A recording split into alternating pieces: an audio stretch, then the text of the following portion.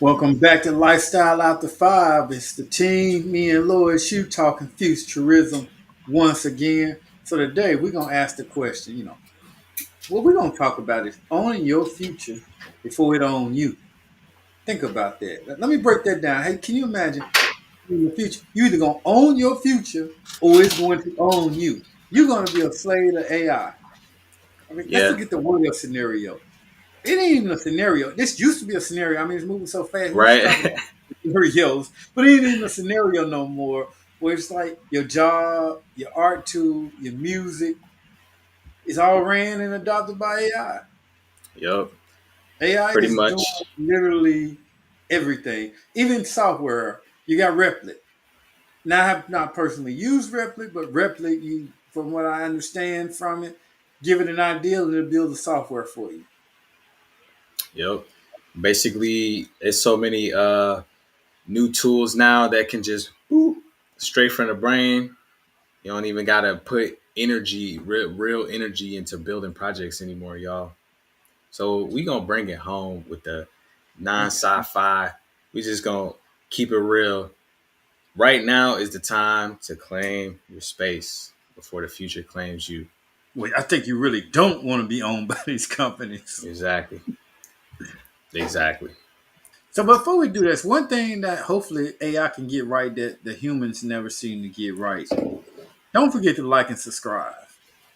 Like and Right. subscribe, leave some comments. Maybe AI can get that part right because humans seem to miss out on that. Yeah, and also any for the people watching this on YouTube, we y'all have been putting a lot of comments on YouTube. We have been seeing the YouTube comments. Appreciate, Appreciate those comments. We yeah, love the for real. comments. And we getting a little bit of love on Substack now. Starting to see some love on there. So slowly but surely, we seeing the community starting to show up for us. And to So, be honest with you, it's appreciated. so you was breaking it down, talking about peak AI and saying that AI has possibly reached this peak. Hype versus reality. Why human creativity still has an edge, but I think human creativity will have an edge for some of us. But I don't think many of us really had creativity since the internet age. I think the internet age took a lot of us out. Yeah, So those that have survived the internet age now may is trying to hold on to it from the AI, the internet age to the AI age. So I don't know. I think we will always have an advantage to a point. But right now, like I said, there's AI dating, AI is your counselor, AI is your software developer, your companion, your thinker. How can AI be at its peak? It's so much more. I think there's more that it can do. But some is making the argument that it may have peaked out. yeah. I mean, even the OpenAI CEO is saying his own AI is annoying, which brings it back due to, well, he brought it back due to public push. So it's proof that we do have influence over these tech giants. Without us, there really can't be AI because they're using our information, our brains, our pretty much everything we do to train it and teach it. So there is that, but I also agree with what you're saying. The internet age has taken out a lot of original thought because accessibility, having a phone in front of you every 5 seconds, is everybody's thoughts starting to become the same due to these algorithms, which is why we're here today talking about this. But also too, just things that I noticed like on Substack, I was just kind of going through there the other day, and I'm realizing like there's the argument of people using ChatGPT to write. Substack being a mostly platform where you read writings and different stories and stuff like that. Just realizing people will be like, "Oh, y'all hating when I use the M dashes," which is like one way that people notice that Yeah. you've been using ChatGPT. So I was like, it's becoming like part of like the culture almost at a point. So Speak of the coach, do you think you would ever pay money to go see an AI fight? to be honest with you, it depends. It depends on what's the purpose, like what's it for. Like Now, an if it's AI just to boxing match, war, an AI martial arts, an AI boxing match, an AI concert. You where know, AI rap concert. You might have a I was about to say MC Chat may come out. A little, pretty soon, man. little Chat may come out. A little chat. AI may have him a record coming out or her Yo, or whatever. right. Everybody got to be little nowadays. Yeah, yeah. You feel me? Yeah, Young yo, Chat, that. young AI or whatever on the mic. You might even get them playing sports. AI might come through there playing, get a football team. They may run track and field. Man, you And see how you saying all this stuff, but this could be the it's already evolution happening. But I just don't know. I I don't know. say that now, but I don't know what I want to see that in the future and pay money knowing that I used to do that. What Right? will we do is the question. We need to find a home, and if you want to get on the right side of AI, you really need to learn Python, as we talked about in this group earlier. You need to learn how to program. You need to learn Yeah, robotics. You need to learn how to work on AI. That way you stay in demand because pretty much right now, anything that you can do, AI can do, and it can do it better and faster. yeah, So you got to up your skills. You got to reinvent yourself. If you're close to retirement age, congratulations. You made it over the hump and you survived. If you Gen Z, Gen X, you're in trouble. You're the ones that's on the cuff of this change. And I'm part of Gen X and the millennials. Yeah, where we gotta work. We got work to do. yeah. Well, fortunately, like we talked about, AI is pretty much like where it's gonna be for right now. So we at a critical moment where y'all can step in and start changing a lot of this stuff. I was just reading from one of the people that we talked about that's a part of the group that's changing things with AI. We mentioned them before, and I want to say the lady's name is Alex Hanna, but she wrote a book called The AI Con, and basically I'm reading more and more from this group, and it's a bunch of people like I mentioned before, all kind of different people. I mean, The you AI ain't the con type of is person. it on Audible by any chance? I want to I say yes, but may look for it. Have to I'm send gonna me the do link. some research. Yeah, I'm gonna do some research, and I'll put it in the caption when y'all checking it out. But that book is basically touching points on what we're talking about today about how it's a hype behind AI that's trying to one side is trying to scare people and one side is trying to make people feel like pretty soon they'll just be eliminated. But really, it's kind of a balance right now because they only can do so much. They only have so much information.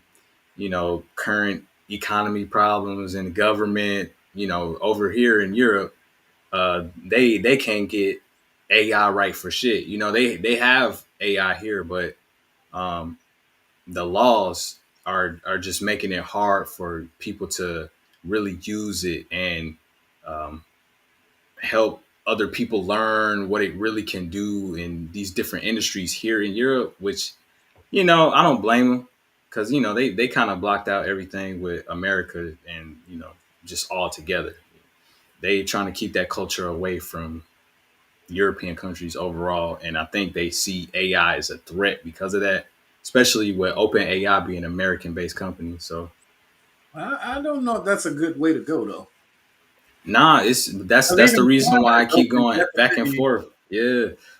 I don't know. China's on the cuff of AI, and if you got AI, it's kind of like rejecting Hmm. the internet as a nation and say we Yeah. refuse to allow the internet. You're gonna be behind. I don't see how you're going to be I'm gonna successful. keep it real with you though. Gonna work. Europe is behind, fam, as far as like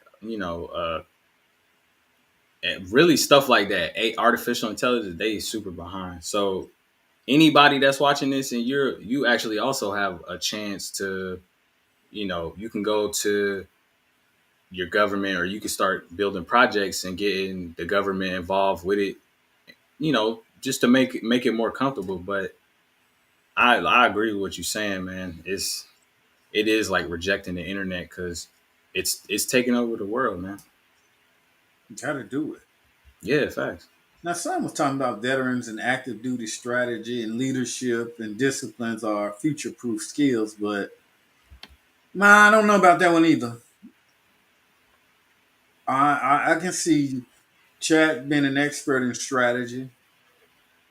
Leadership, can AI lead? That remains to be seen.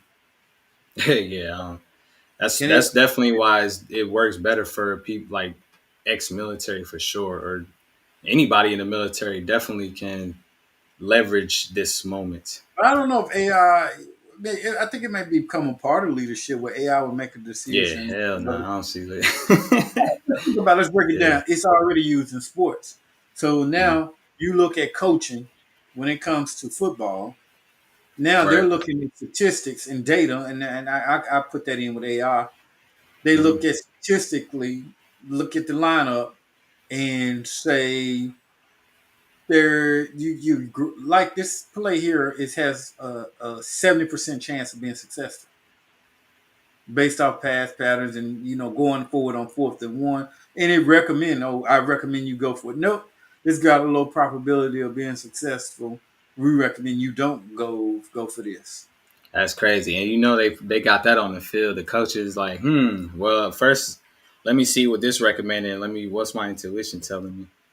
And now I think, and I'm not probably, but I was hearing something the other day. I seen a glimpse of it where I don't even think they got the chain game no more. When they first Yeah, time and they were holding the chain, they got mm, AI that's taking a picture of it and they're supposed to be more accurate, cameras and stuff, and mark it down. right.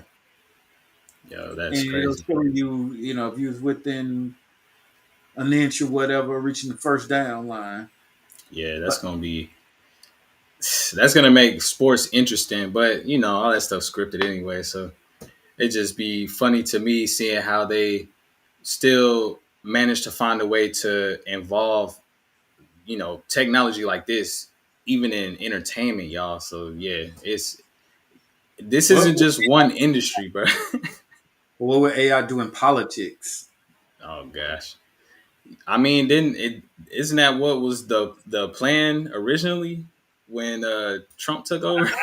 I don't know if I want an AI leader Oh no, in that if sense in politics. y'all put a AI leader in office, y'all won't be seeing me back in the states for a long. I'll be country hopping at that point, straight up.